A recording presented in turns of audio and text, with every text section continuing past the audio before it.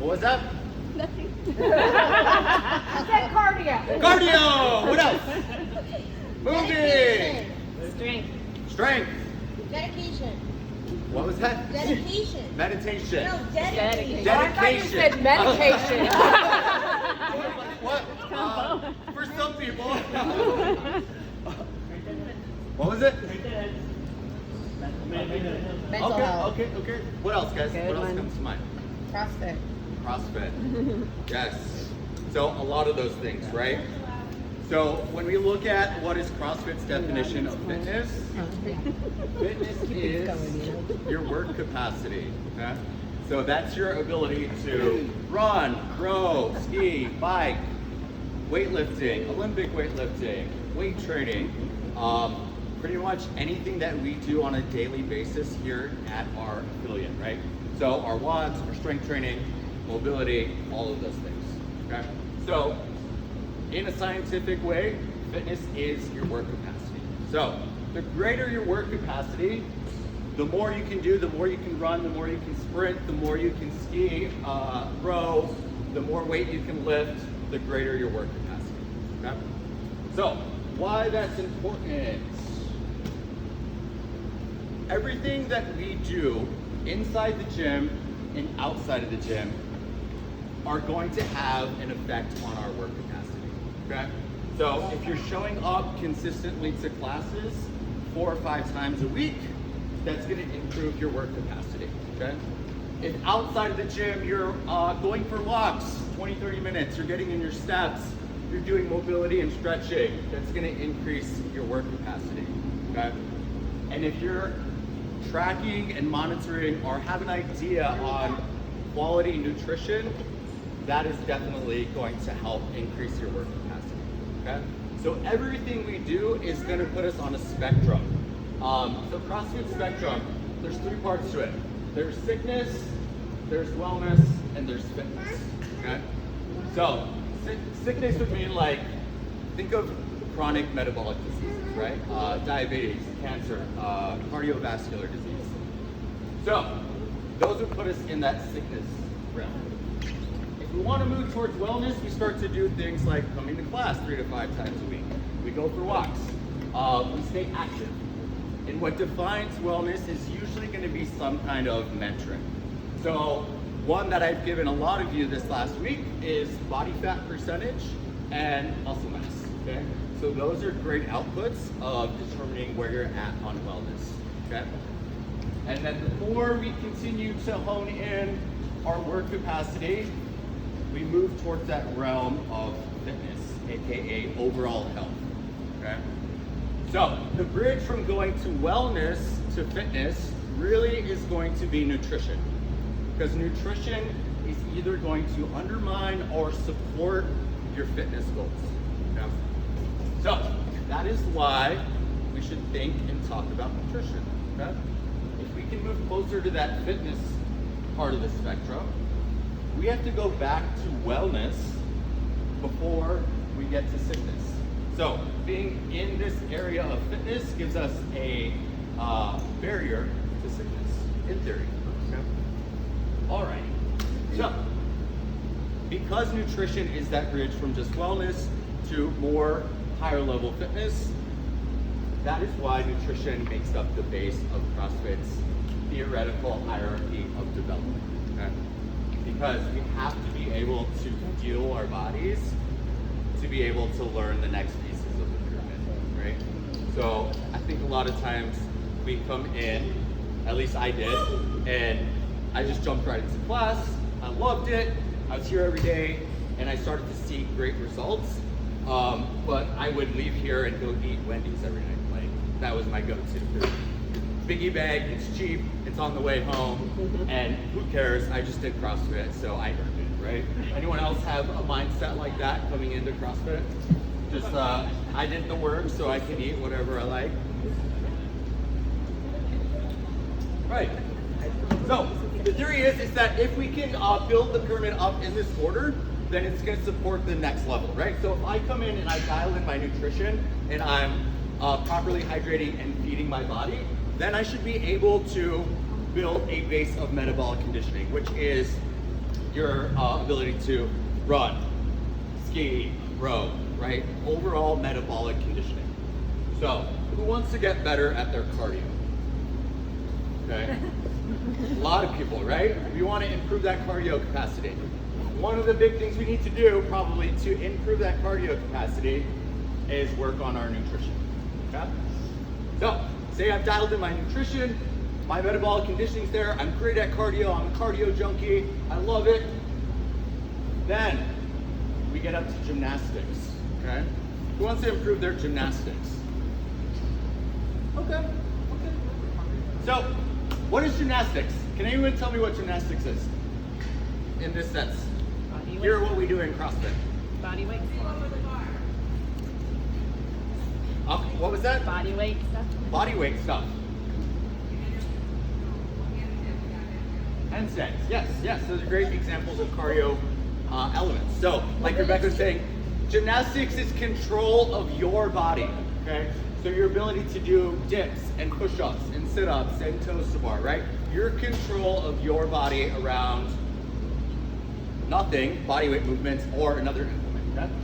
So if we're able to learn to control our body, then that should lend well to weightlifting, okay? So think here, one of the things that we all love, weightlifting, right? Cleans, snatches, clean and jerks, okay? Who says that Olympic weightlifting is their favorite part of CrossFit? Yes, right? It's badass, we lift heavy weights, it's sexy, it's cool.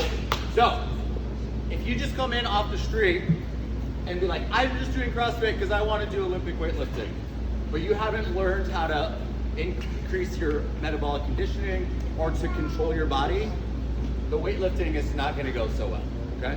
Because then, once we've mastered all of this, now we know how to move our body around an object, right? If you think about a clean, we're not moving the barbell around our body, we're moving our body around the barbell, okay?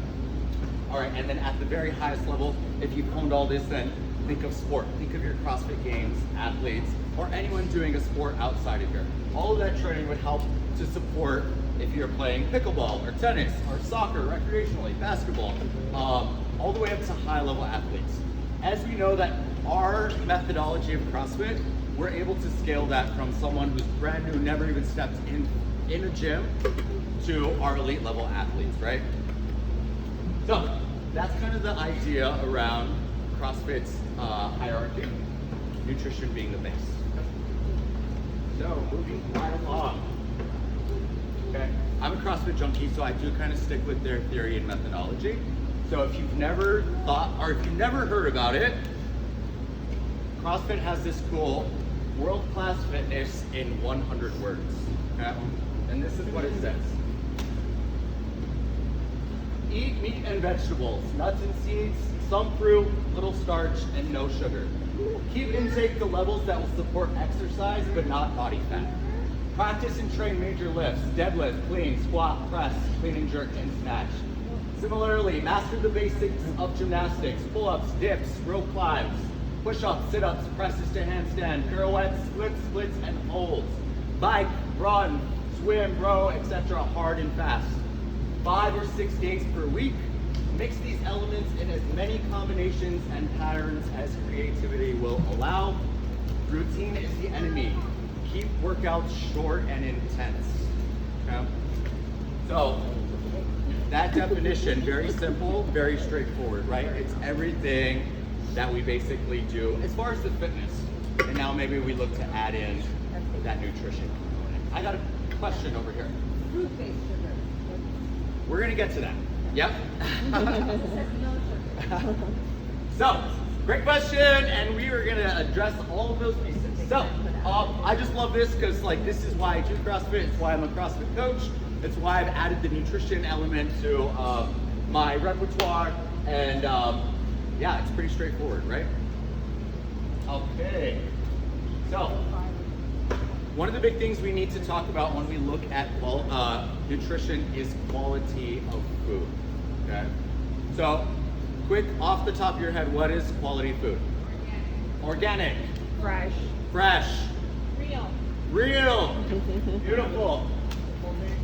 real food, eat real food, right? That's what quality is. That's what we're looking for. So we are looking to eat whole unprocessed foods, and those are ones that are found in nature, right? Ones that have been consumed for the majority of human history, okay? Like beer. Hey, yeah, I mean, it's been around, it's been around. So, beer. Or mimosas. Lindsay did bring mimosas, guys. Oh, nice. Pass it around. But yeah, pretty simple, right? Just whole foods, ones that are unprocessed, right? Like our ancestors thousands of years ago weren't eating Oreos. They weren't eating Fruity Pebbles. So what they were eating was meats and veggies, fruits and nuts and seeds, right? So pretty simple and straightforward. Going along with that, again, these foods don't have many ingredients and they go bad if not consumed quickly. So think of your poultry, your meats, eggs, all those good stuff. Okay, typically these foods are found on the perimeter of a grocery store, right? If you ever go to a grocery store and you just shop the perimeter, you're gonna get everything you need, probably not the stuff you want, okay? The stuff you want is down the aisles, okay? That's the trap. If you go down those aisles, that's where you're gonna run into those cookies and sweets, a lot of those processed foods, okay? Okay, so Sarah brought up a point about fruit sugars, so this kind of goes into why we're looking at quality whole foods. They do not contain extra ingredients such as added sugars, industrial seed oils, preservatives, food coloring, and other additives. So, next, quality. So we went over some quality in whole foods. This is why you have your whiteboards. So, on the board, an item is going to come up. Don't look at your neighbor, just look at your whiteboard. It's not too hard, I promise. Based on some of those things that we just defined, you're going to write down if the item is a whole food or processed food. So just write a W or a P. Okay? So, first off, There's also a difference between processed and unprocessed. yes, yes. Chicken breast. What were the choices again? W, whole food, P, processed. Starting you off easy. Good, I'm seeing a lot of W's. Whole food, chicken breast, right? It's not really processed. I mean, you're gonna process it to cook it, but as far as like the actual quality of the food, you want a both?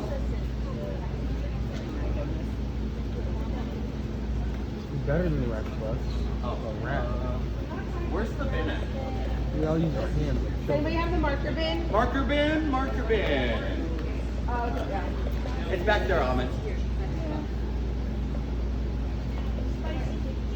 Okay, next item.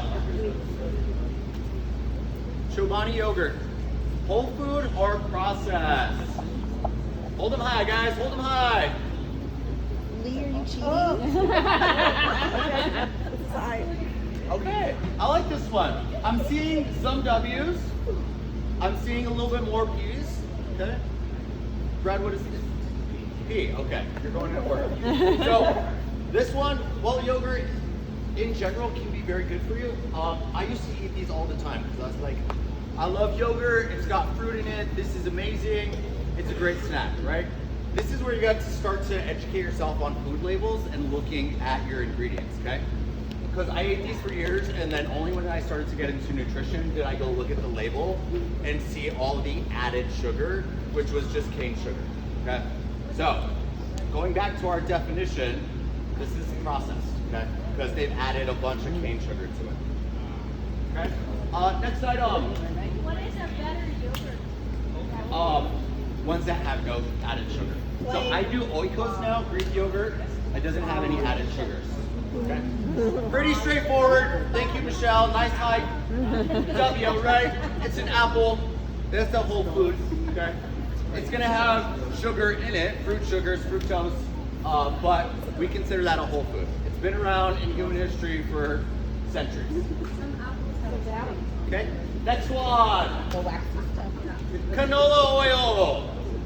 Processed or whole? Lee, are you right? Ooh, I don't know. I don't. I think I think. That's what I would Let you guys marinate on that. Okay, you guys got it. I see all keys. Highly processed, okay? Highly processed oil. Thank you for that. I made my impression. Yes. Chewy granola bars! Come on, someone give me a W. Come on, I know someone thinks they're whole. Yes, very processed. Are they whole grain? Very processed. They might be whole grain, but they got all that added sugar in them, okay? Marshmallows, chocolate chip, what is that, Rocky Road? I mean, it looks good, right? The reality is it's processed stuff. Yeah. Down the middle aisle, Jamie, stay away! Fruit cocktail. Delicious.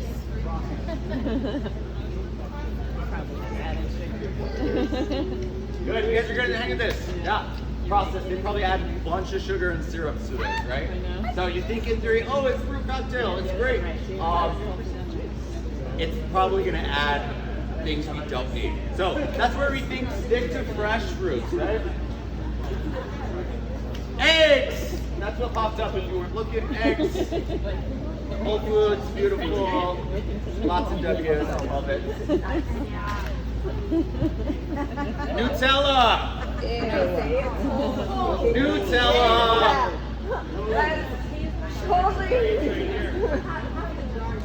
All right, let's debate this one. Nothing to debate. Brad, delicious, real process. I saw some W's, Mo W. Okay. So these are one of those tricky food items, guys, right? So Mo. Nutella, it's hazelnut spread, in theory named Adam, hazelnuts, that's nuts why. and seeds. Yes, great. But if you've ever looked at Nutella, a bunch of added sugars, very processed. Okay. So not to disappoint you guys.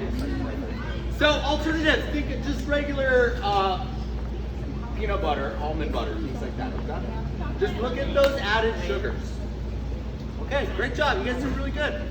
I'm impressed. We threw a loop for a few of them, but you get the idea, okay?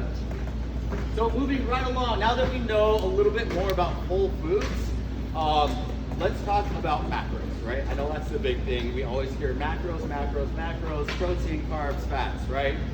But what do we really know about those pieces? No, man. So now let's talk about macronutrients. So a macro, aka, or macronutrient, aka macro, is a food source that provides energy to the body. So macros come in the form of protein, carbohydrates, and fats. Okay?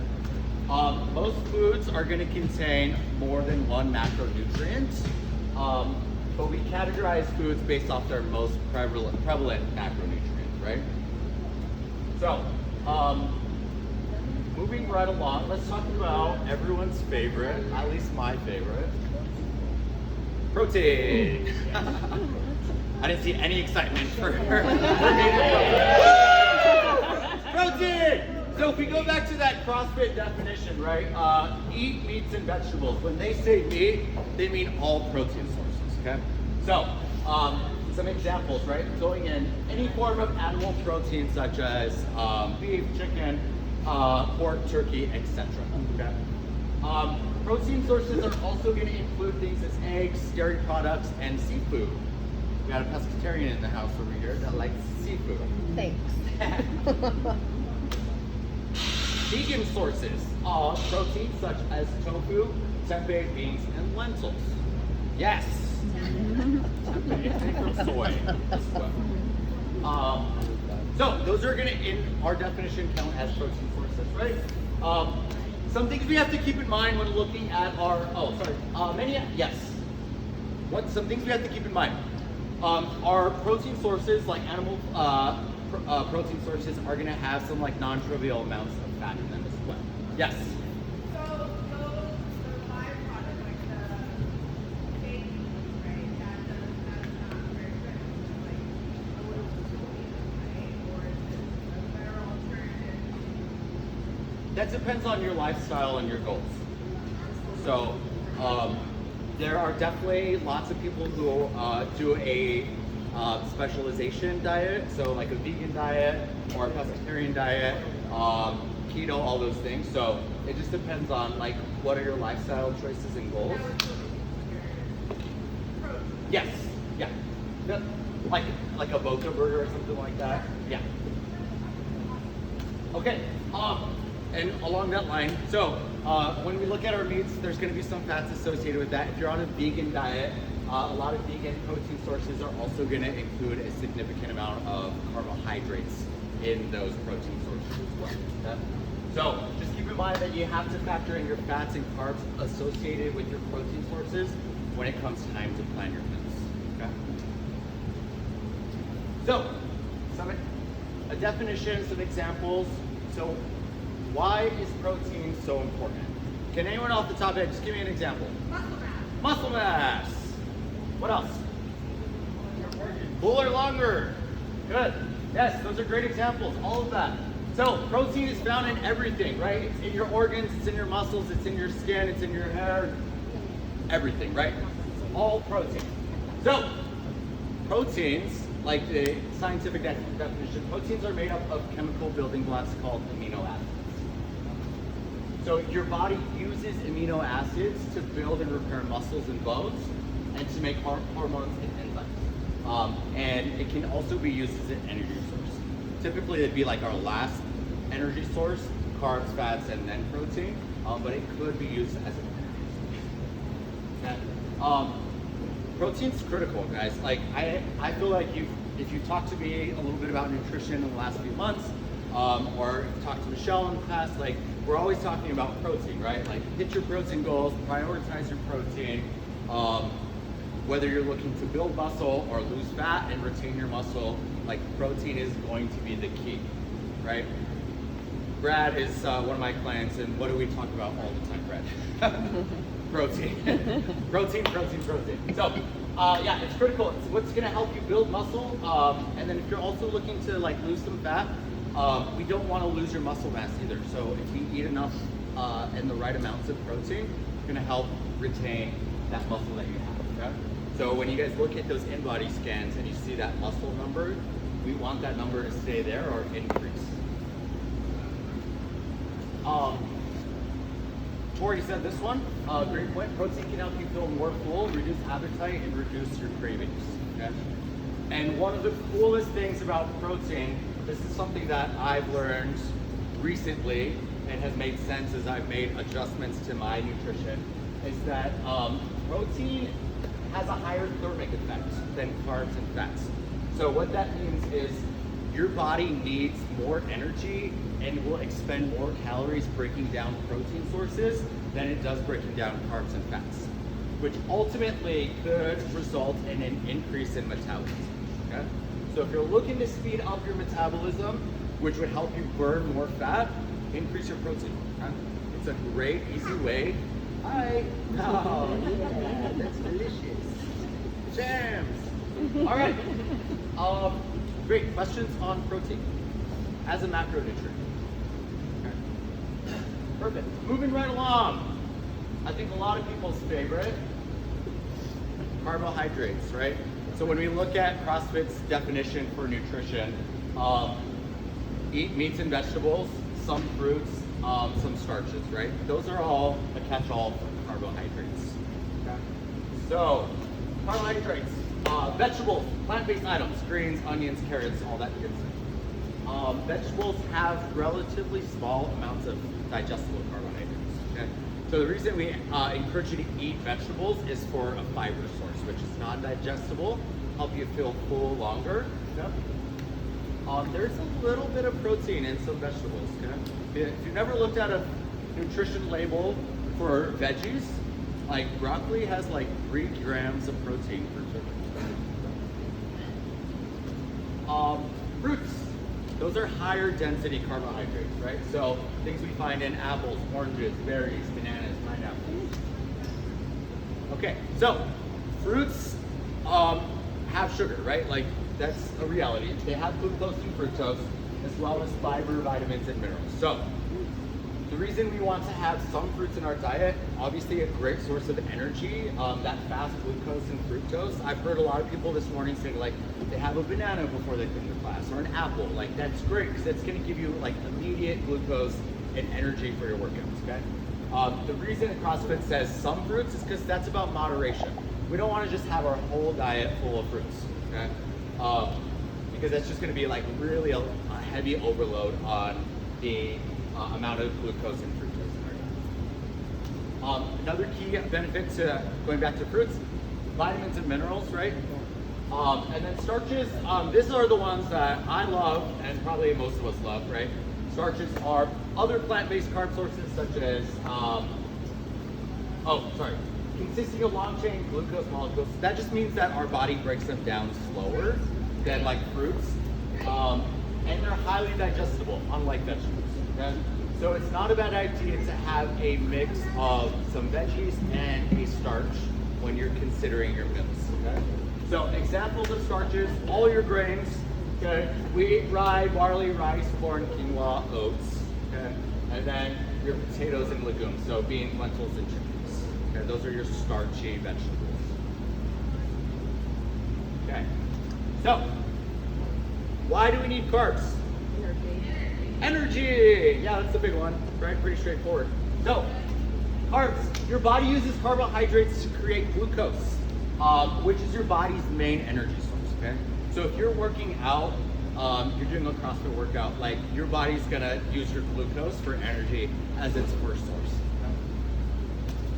So glucose can be used for immediate energy, or it can, if we don't use it all up, it'll be stored in your muscles as glycogen, okay? And then your muscles will use that glycogen when you're doing anything that requires high muscle function. So think of your Olympic weightlifting, your strength and weight training, right? So your body's gonna use your glycogen stores in your muscles. Because if it tried to use the glucose in your bloodstream, it'd run out pretty quickly. So a large part of our energy when doing physical activities with our muscles is gonna be using that glycogen. Okay? So also physical activities like walking the dog, playing with the kids, right? Like you need energy to go out and do those things.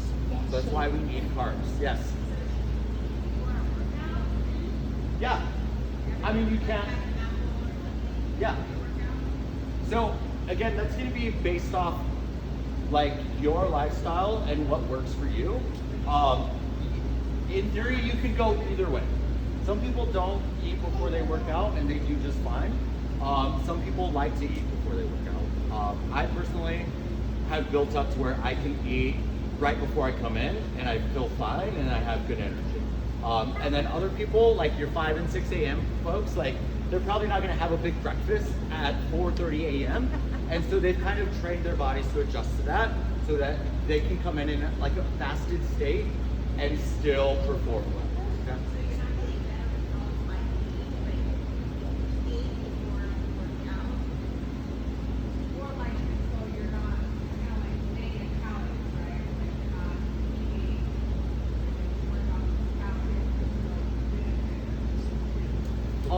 So I wouldn't recommend to ever think about exercise